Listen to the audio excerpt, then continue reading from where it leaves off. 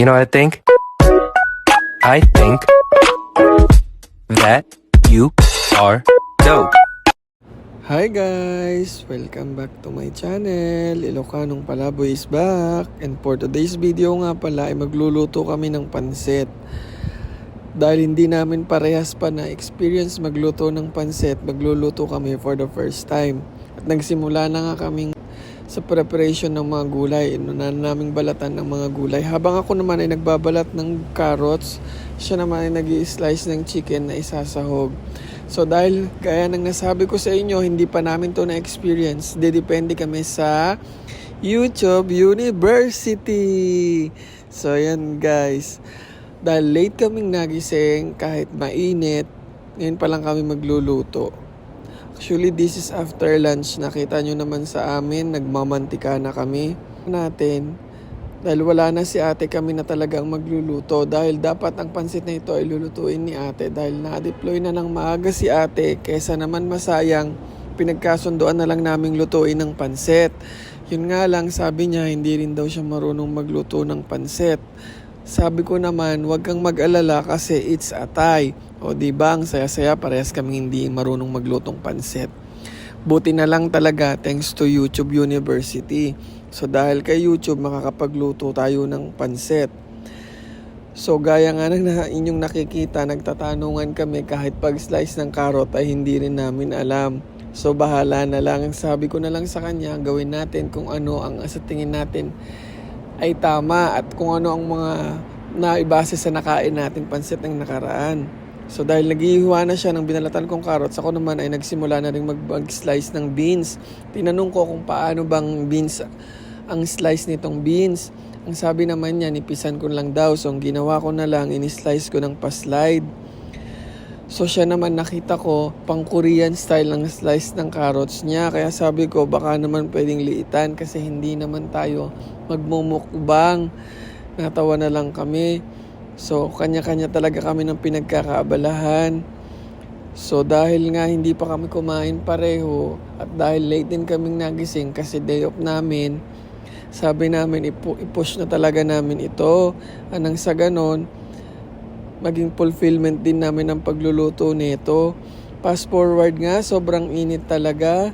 Kaya naman, nagtitiis talaga kami kahit na naglalapot-lapot na ang aming.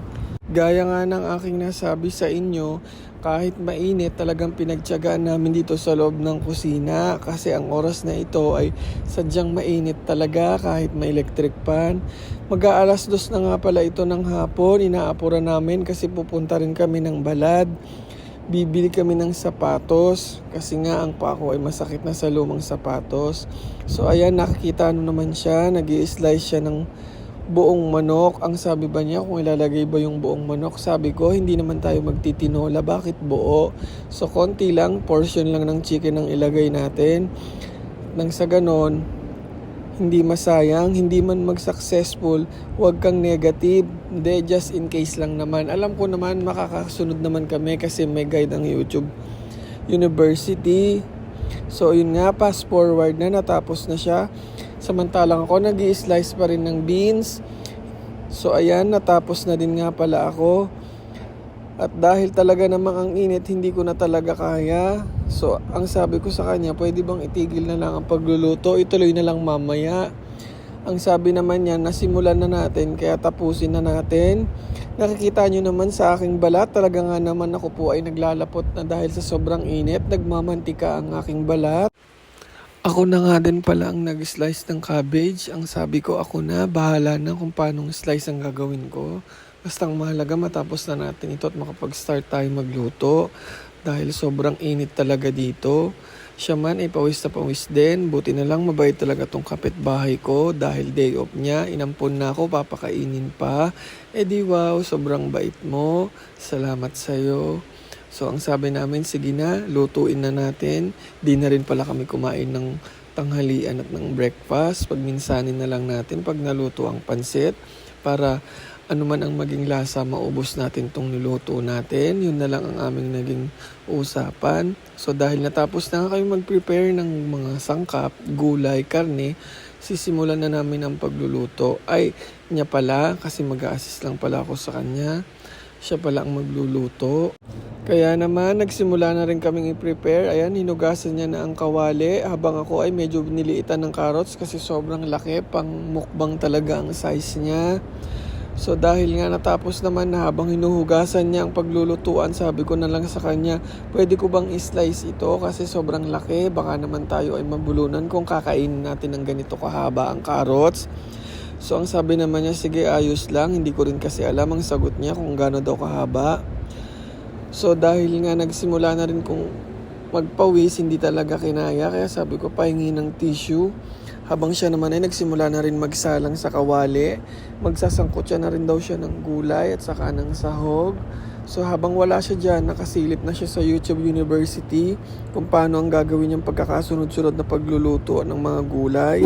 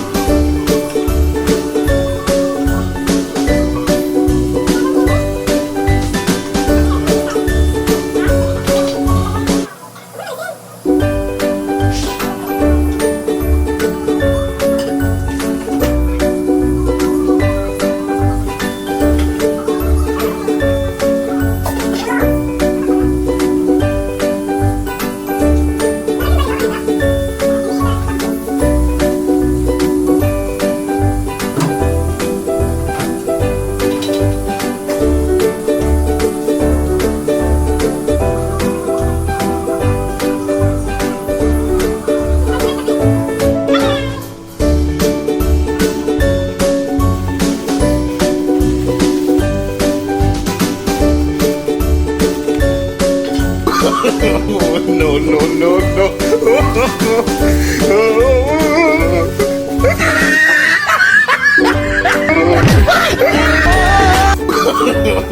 No, no, no,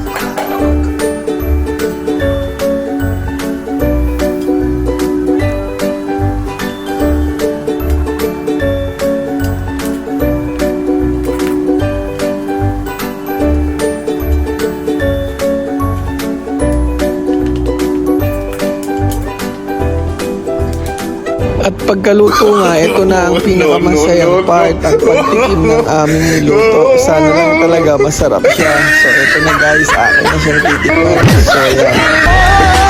At finally, naluto din namin guys. Mukhang successful naman ng aming pansit. Tara, kumain tayo. Yun lamang. Maraming salamat. Paalam.